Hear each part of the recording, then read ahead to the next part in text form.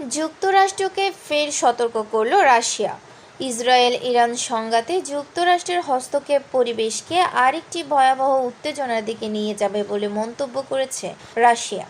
বৃহস্পতিবার রাশিয়ায় রাষ্ট্রীয় বার্তা সংস্থা তাসকে দেওয়া সাক্ষাৎকারে ওই মন্তব্য করেছেন ক্রেমলিনের মুখপাত্র দিমিত্রি পেসকভ। এই সংঘাতে যুক্তরাষ্ট্র ও রাশিয়া আলাদাভাবে দুই পক্ষকে সমর্থন করছে।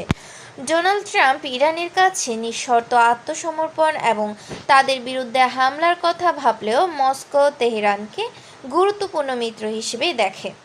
চলতি বছরের শুরুর দিকে রুশ প্রেসিডেন্ট ভ্লাদিমির পুতিন ইরানের প্রেসিডেন্ট মাসুদ পেজেশকিয়ানের সঙ্গে একটি কৌশলগত অংশীদারিত্ব চুক্তি স্বাক্ষর করেন। এই চুক্তিতে উভয় দেশ প্রতিরক্ষা ও নিরাপত্তা সহযোগিতা বৃদ্ধির বিষয়ে আগ্রহ প্রকাশ করছে। ইরান মস্কোকে শাহেদ ড্রোন সরবরাহ করেছে, যা ইউক্রেনের বিরুদ্ধে রাশিয়ার যুদ্ধে গুরুত্বপূর্ণ ভূমিকা রেখেছে। ইরানের ইসরায়েলের এই হামলার নিন্দা জানিয়েছেন রাশিয়ার পররাষ্ট্র মন্ত্রণালয়। তারা এই পদক্ষেপকে উস্কানিমূলক বলেও উল্লেখ করেছে। এছাড়া বুধবার ইসরায়েলের সামরিক সহায়তা না দেওয়ার জন্য আমেরিকাকেও সতর্ক করেছেন রাশিয়ার উপপররাষ্ট্রমন্ত্রী সের্গেই রিয়াবকভ।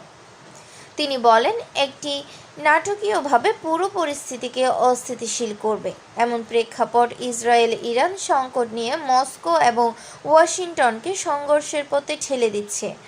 ডোনাল্ড ট্রাম্প পুনরায় নির্বাচিত হওয়ার পর থেকে রাশিয়া মার্কিন সম্পর্কের উন্নতির ক্ষেত্রে এটি একটি বড় বাধা হয়ে দাঁড়াতে পারে। নিউজ জান্নাতুল ফারিয়া, ডাক বাংলা টিভি।